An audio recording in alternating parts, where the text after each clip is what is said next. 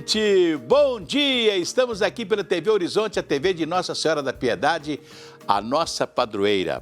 Paz e saúde para todos vocês, né? Estamos aqui nessa segunda-feira que amanheceu friorenta, já deu uma melhorada, né? O solzinho já apareceu, já deu uma esquentadinha, mas segundo a meteorologia, nós não teremos acima de 25 graus hoje na cidade, né? Quero mandar um abraço para você, minha amiga dona de casa, companheira de todas as manhãs. E hoje, com muita alegria, mandar um abraço para a dona Vitória Passos Cardoso. Ei, dona Vitória Passos Cardoso, aí no bairro Industrial, em Contagem, recebendo o nosso abraço e o desejo de muita paz e muita alegria. Saúde para a senhora, é o que desejamos para a senhora e para todas as donas de casa nesta manhã. Eu sempre falo que a dona de casa é o sustentáculo da família. A família que tem uma dona de casa, cuidando ali da casa, dos filhos, da família, ela é a protetora da família. Tem até aquela frasezinha antiga, mas que a gente fala com muito prazer, né? Com muita alegria. Diz que Deus, escalou a mãe, que é a dona de casa, para ajudá-lo a cuidar das pessoas. Não é verdade? Isso é muito importante. Um abraço para a senhora, dona Vitória Passos Cardoso, aí no bairro das Indústrias, no bairro Industrial. Um abraço para a senhora. Pois é, agora nós vamos começar a viver com as pesquisas, né? Vem uma pesquisa que fala mais de um candidato, o Calil subiu, o Calil aumentou. Aí vem uma pesquisa tal que diz isso, que diz aquilo e tal, né? Porque o Calil com Lula vai ser assim, o Calil sem Lula é assim, o Calil é assado e tal, né? Nós temos agora uma pesquisa do Paraná Pesquisas, que é um instituto que vem há mais tempo fazendo pesquisas no Brasil. E pelo Instituto Paraná, publicado hoje pelo jornal Estado de Minas, né, o governador Romeu Zema estaria ganhando com 48,8% e o Calil estaria com 26%. Diz também que quando o Calil tem o apoio do Lula, ele melhora em todo o estado de Minas Gerais e pode até ganhar do Zema, né? Aí a gente não sabe se essa tendência continuar, é bem provável que o nosso governador Romeu Zema, né, vai bandear para o lado do presidente Bolsonaro, né? Porque aí você já viu, né? Ele vai para o lado do Bolsonaro, até porque o Zema se elegeu governador de Minas por causa do Bolsonaro também. O Bolsonaro foi uma avalanche de votos que ele teve na última eleição presidencial. Vocês se lembram, né? Então, ele também não tinha muito compromisso com o candidato do Novo, né? Então, ele aceitou falar do candidato Bolsonaro e os dois foram juntos e ele teve uma avalanche de votos, né? Enquanto o Anastasia, que ganharia a eleição facilmente em Minas Gerais, teve naquele momento de ficar com o candidato do PSDB ao governo de Minas. Então, quer dizer, ele perdeu nisso aí, né? E teve que ficar com o candidato do PSDB à presidência da República, né? Então, nós tivemos esses problemas, essas dificuldades nas eleições passadas. Agora vamos ver como é que nós vamos nos posicionar e os candidatos vão se posicionar, né? Agora nós tivemos nesse final de semana, teve uma exposição em Curvelo que vários políticos estiveram lá. Inclusive o governador Romeu Zema, esteve também o Alexandre da Silveira, que chegou lá e falou assim, não, os dois Alexandres vão estar juntos nessa eleição. Alexandre Silveira para o Senado e Alexandre Calil para a governança do Estado. Já falam hoje, que o Lula já admite tirar o candidato ao Senado do PT, para fazer um outro tipo de composição para a eleição, para que o candidato a senador na chapa que o Lula estaria apoiando aqui com o Calil seja o Alexandre Silveira, e não o candidato aqui mais falado aqui para o PT, do PT. Então, quer dizer, já começam. Olha, eu sempre falo, quando vai chegando o momento das eleições, as coisas vão se afunilando. E nós estamos no mês de maio. Nós temos um prazo aí para as convenções partidárias.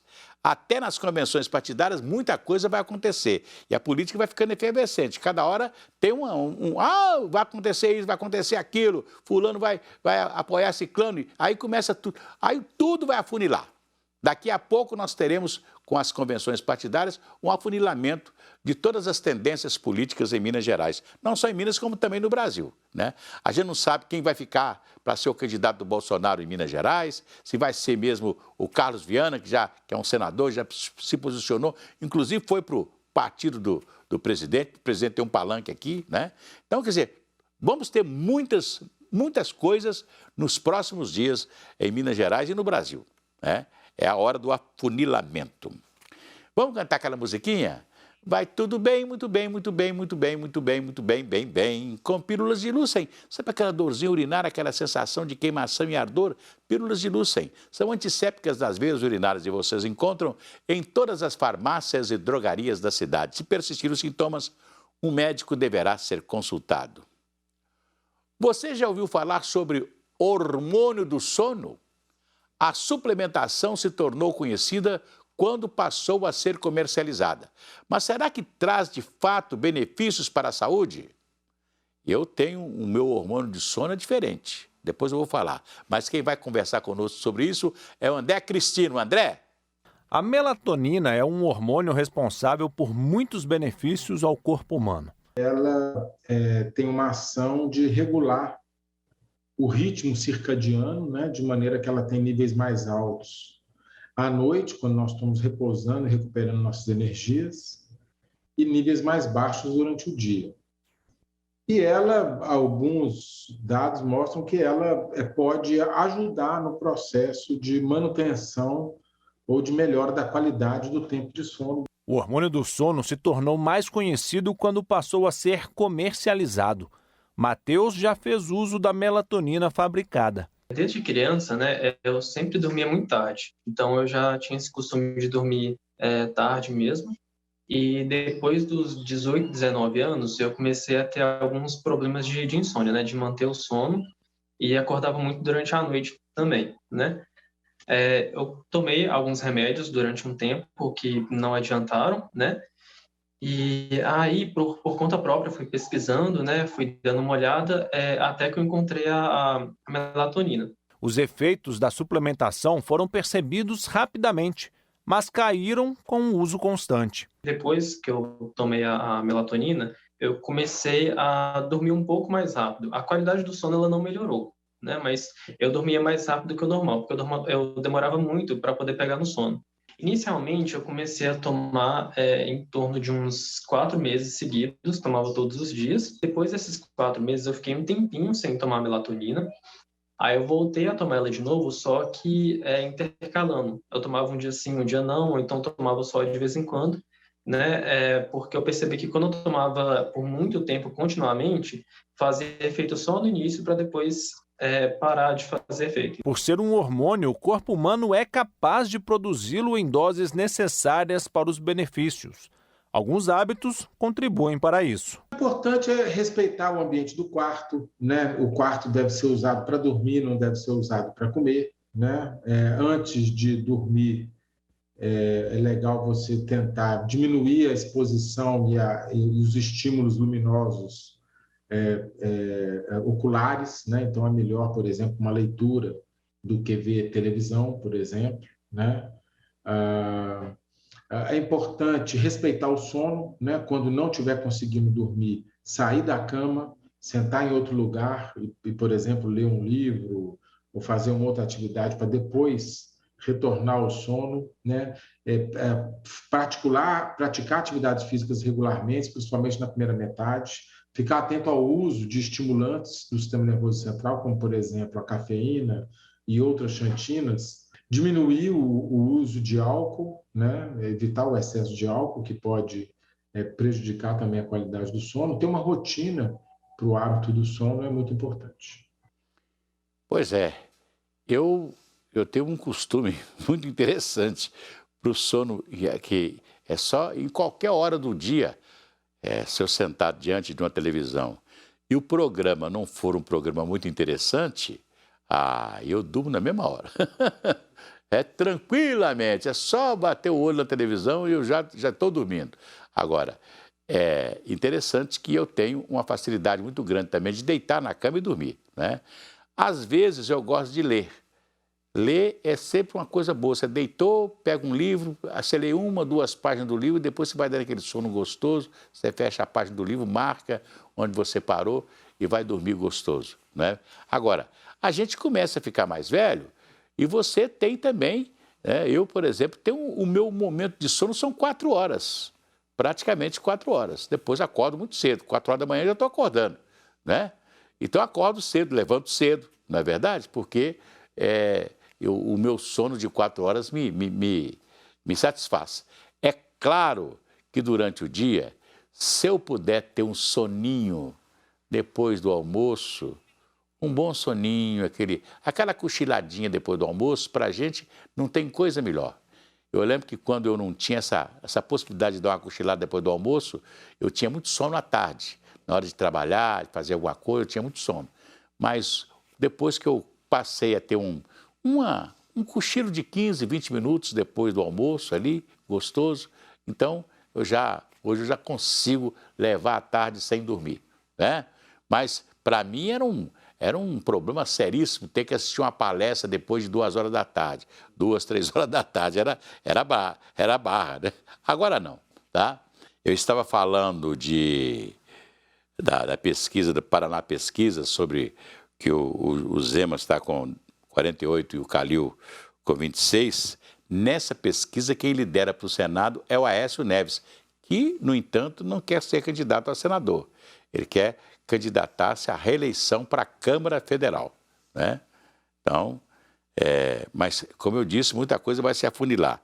Aliás, falando em eleição, o João Dória, que é o ex-governador de São Paulo e candidato do PSDB escolhido pelas prévias, mandou uma carta mal criada para a direção do PSDB e todos os membros do PSDB, onde ele reclama. Falou assim, olha, eu sou o candidato que se elegeu nas prévias, escolhido pelas prévias, então o partido tem que me adotar, não é verdade? Porque ficou aquele negócio. Você faz a prévia, na hora da prévia, todo mundo fala, os 2 candidatos, quem foi? O Eduardo Leite, lá do Rio Grande do Sul, e o Dória. Quem ganhar, apoia o outro. Acabou a eleição das prévias, né? Ganhou o Dória. Aí, não, você terá o meu apoio e tal. Isso foi só na hora. Depois o governador lá do Rio Grande do Sul começou a fraquejar. Não, eu acho que eu vou ser candidato pelo outro partido e tal, não sei o quê, não sei o quê. E porque ele ficou com uma grande fatia, né, do PSDB na hora de votar. Olha aqui, tem coisas que ao invés de unir, a prévia poderia unir, não é verdade? O único lugar que a prévia dá certo é no PT. Porque lá no PT é o seguinte, se você não apoiar o candidato do PT que é escolhido pelas prévias, você está danado, não é não? Lá você tem que apoiar mesmo. O partido manda e acabou, né? E para a presidência da República, a prévia já é normal, que é o Lula, sempre o Lula, né? O PT não tem um outro nome que pudesse, né, concorrer à presidência da República com o mesmo peso eleitoral do ex-presidente Lula, né?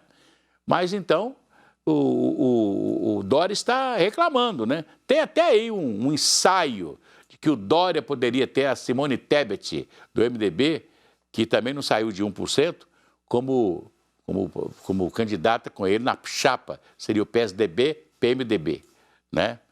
E eu acho que todo partido político deveria ter o seu candidato a qualquer cargo, a governador, a presidente da República, não é verdade?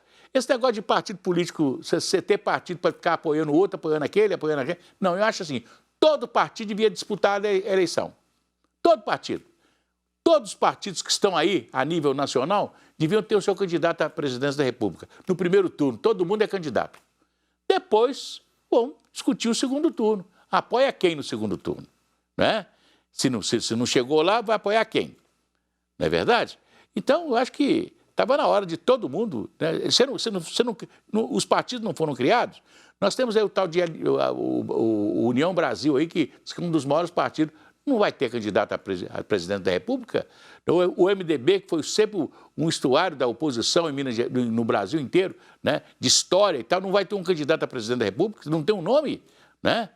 O PSDB já tem o seu nome, né? O PT já tem o seu, o presidente Bolsonaro ficou sem partido e foi para o PL na última hora, né? Que ele é o candidato do PL, e os outros? PSB, esses partidos todos tinham que ter candidato a presidente da República, né? E aí, depois do primeiro turno, aí você vai ver com quem você vai apoiar no segundo turno, se você não chegar lá. Vamos cantar aquela musiquinha? Se a criança acordou, dorme, dorme, menina, tudo calmo ficou, mamãe tem. Auricedina é um analgésico antisséptico de uso local para adultos e crianças. Todo mundo sabe, dor de ouvido, auricedina. Se persistirem os sintomas, o médico deverá ser consultado. O desmatamento na Amazônia bateu um novo recorde em abril, com mais de 1.000 quilômetros quadrados de desmatados. A área equivale a cerca de 140 mil campos de futebol. É triste, né? Quem conta essa história é a Gabriele Assis. Gabriele. Novo recorde de desmatamento na Amazônia. Os dados de satélite apontam que 1.000 quilômetros quadrados foram desmatados, quase o dobro do mesmo mês do ano passado. Segundo especialistas, os números são ainda mais alarmantes porque não levam em conta o mês inteiro. De 1º a 29 de abril, as imagens do Sistema de Monitoramento DETER, do Instituto Nacional de Pesquisas Espaciais, mostram alertas de desmatamento em mais de 1.012 quilômetros quadrados, o equivalente a cerca de 140 mil campos de futebol. O recorde anterior era de 580 quilômetros quadrados para todo o mês de abril de 2021. Desde o início do ano, 1.954 quilômetros quadrados foram desmatados, bem mais do que nos 4 primeiros meses de 2021. Outro motivo de preocupação é que abril é o último mês da estação chuvosa, quando o desmatamento costuma ser menos severo. Já o dado deste ano está próximo do recorde para um mês de junho, que marca o início da estação seca, de 1.061 quilômetros quadrados em 2021. Pois é, eu fico muito preocupado com isso. E eu acompanho isso desde quando me entendi por gente. Né? Desde quando me entendi por gente, a gente vem falando desmatamento na Amazônia. E aí, eu fico impressionado que não existe nenhum governo preocupado em dar um basta nisso, né? Eu acho que, por exemplo, o Brasil devia reforçar o Batalhão da Selva do Exército, né? O Batalhão da Selva, reforçar, inclusive, a FAB, a Força Aérea Brasileira, para ter mais aviões, para combater, ter mais helicópteros, para combater esses problemas na Amazônia. Eu acho que tinha que ter uma política. Nós não vamos permitir o desmatamento da Amazônia desse jeito que estão fazendo. Não é verdade? Né? Então eu lembro que quando o governo militar, na época do presidente Médici, né, nós tivemos aquele boom econômico no Brasil, né, o Milagre Brasileiro, Delfim Neto e tal, e etc. Fomos fazer a Transamazônica. A Transamazônica. Uma estrada que ia cortar toda a região amazônica, né, para levar o carro, levar o caminhão, levar e etc. Essa estrada existe, mas ela não está completa até hoje. Tem lugar que ela nem tem jeito de andar, porque o matagal tomou conta dela, não é verdade? Né? Então tentaram fazer agrovila, tentaram levar gente para a Amazônia, para popularizar, ter mais gente, ter mais povo na Amazônia. Né? A Amazônia é um estuário natural, né, de preservação que nós temos, e nós temos que preservar a Amazônia, não é verdade? O que aconteceu há pouco no Pantanal, o Pantanal está se recuperando. Né? O pessoal tem ido ao Pantanal, está falando que o Pantanal está bonito e tal, etc. Tal, mas o que tivemos no Pantanal nos últimos tempos de fogo? É um negócio triste. Aliás, eu estou preocupado porque outro dia eu estava vindo aqui de Pedro Leopoldo e vi fogo na beira da estrada. É um absurdo. Tem essas mãos assassinas, que eu chamo de mãos assassinas, que para falar, não, porque o cara jogou lá uma bagana de cigarro. Não é assim, não. Não é assim, não. Joga uma bagana de cigarro no mato seco para você ver se se dali vai sair um incêndio. Não é assim também, não. O cara chega e põe fogo mesmo, com um pouquinho de querosene, um pouquinho de gasolina e etc. tal, para pegar fogo, né? Não é assim, não. Aí você vê que quando você tem um fogo na estrada, é ali, você vai ver em todos os lugares tem aquele fogo. Parece que a pessoa saiu colocando fogo na beira da estrada, né? E assim acontece com a região amazônica. Aí tem um interesse também daqueles que plantam, daqueles que têm gado, que precisam de pasto. Então, vão tirando, né? Infelizmente, parece que não tem ninguém cuidando da Amazônia, da região amazônica. Eu fico triste com isso, né? Nós devíamos ter um batalhão do Exército para tomar conta da Amazônia mesmo, né? Não só do Exército, da Aeronáutica, né? Com bastante avião, com bastante helicóptero, para poder combater tudo isso que a gente tem aí, que a gente vê com respeito à Amazônia, né? E não só Amazonas, não, né? Hoje, você vê aqui, lugares aqui em Minas Gerais também, que tinham uma floresta, né?